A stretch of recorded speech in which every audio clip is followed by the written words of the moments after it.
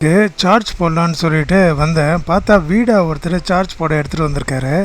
பார்த்தீங்கன்னா ஏத்தரோட அந்த பப்ளிக் ஸ்டேஷன்லேயே வந்து வீடாவுக்கு வந்து அன்லிமிட்டடாக சார்ஜ் போட்டுக்கலாமா, ஃப்ரீ ஆஃப் காஸ்ட். ஸோ இவங்க டைப்பில் இருக்கனால ஏத்தரோட பப்ளிக் ஸ்டேஷனில் வீடாவுக்கு ஃப்ரீ. அப்புறம் பார்த்திங்கன்னா இங்கே இந்த மோட்டரில் ஒன்றா அவர் சொன்னார், அந்த மோட்ரு பக்கத்தில் கியர் பாக்ஸ் வரும் அப்படின்னு. பார்த்தா அதில் உண்மையாகவே கியர் பாக்ஸு, ஆயில் எல்லாமே இருக்குது. அந்த மோட்ரு எப்படி ஃபிக்ஸ் பண்ணியிருக்காங்கன்னா வீலில் சைடில் மவுண்ட் பண்ணியிருக்காங்க. ஸோ அது உள்ள நடுவில் வந்து கியர் பாக்ஸ் இருக்குது, அதில் ஆயில் இருக்குது. அந்த மேலே இருக்க டியூப் வந்து ஏர் ப்ரீத் பண்ணுற டியூப்பு. அப்புறம் இங்கே பாருங்கள், இந்த டிஸ்க்கு மாஸ்டர் சிலிண்டரில் நமக்கு ஆயில் வந்து ஈஸியாக நம்ம டாப் அப் பண்ணிக்கலாம். ஏத்தரில் இருக்க மாதிரி எல்லாத்தையும் பிரிக்கணும்னு அவசியம் இல்லை, பைக்கில் இருக்க மாதிரியே இருக்கும். ஸோ இது வந்து ஈஸியாக நீங்கள் மேலே 2 ஸ்க்ரூ கழட்டிட்டு டாப் அப் பண்ணிக்கலாம். இதில் இண்டிகேஷன் வந்து ஃப்ரண்ட்டில் கொடுத்துருக்காங்க. ஏத்தரில் பார்த்தீங்கன்னா சைடில் இருக்கும்.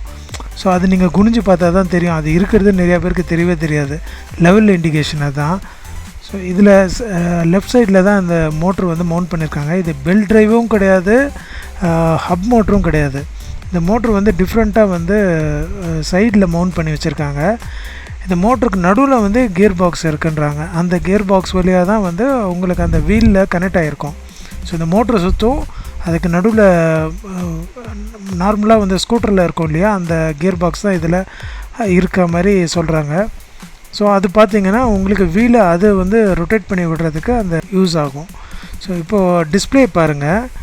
இதில் வந்து டிஸ்பிளே வந்து மேட் ஃபினிஷிங்கில் கொடுத்துருக்காங்க. ஏத்தரில் பொதுவாக நீங்கள் வீடியோ எடுத்திங்கன்னா டிஸ்பிளே ஒழுங்காக தெரியவே தெரியாது, அது வந்து கிளாஸி ஃபினிஷிங்கில் இருக்கும். இது மேட்டில் இருக்கனால நீங்கள் கேமராவில் வந்து ஈஸியாக கேப்சர் ஆகும், கிளார் அடிக்காது.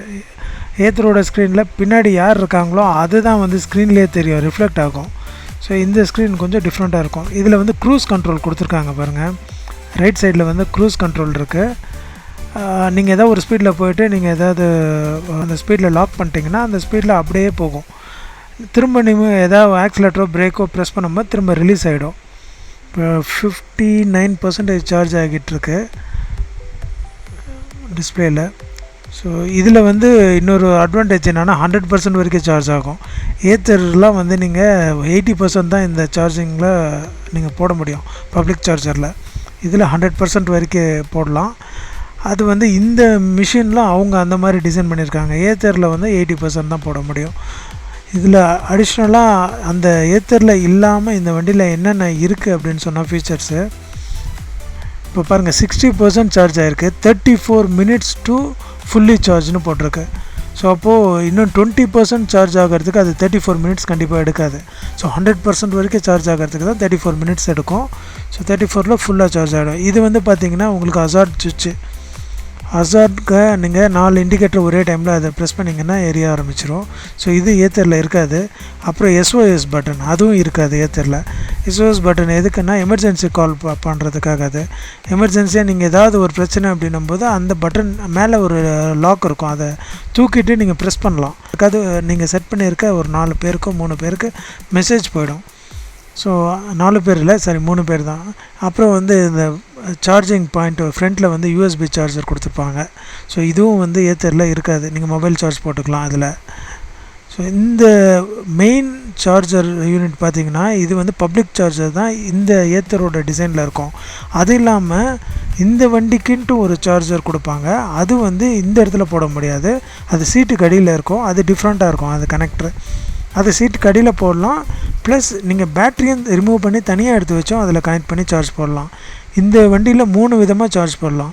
இந்த ஏத்தரில் கனெக்ட் பண்ணுற அந்த ஃப்ரண்ட்டில் ஃபாஸ்ட் சார்ஜிங் போட்டு, அது இல்லாமல் சீட்டுக்கு அடியில் ஒரு சார்ஜரு ப்ளஸ் பேட்டரியை ரிமூவ் பண்ணி தனியாக எடுத்து வச்சும் சார்ஜ் போடலாம். இந்த வண்டியோட அட்வான்டேஜே பார்த்திங்கன்னா ஏதாவது ஒரு கனெக்டர் உடஞ்சிருச்சுனாவும் நீங்கள் சார்ஜ் போட்டுக்கலாம்.